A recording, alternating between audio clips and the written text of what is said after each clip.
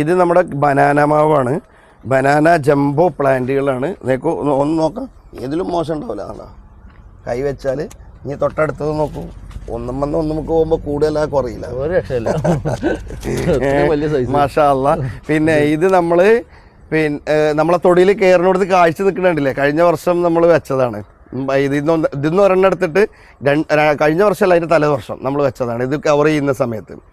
അപ്പോൾ അത് കണ്ടില്ലേ നമ്മുടെ എന്താ പറയാ, കേരളത്തിന് വളരെ അനുയോജ്യമാണ് കേട്ടോ.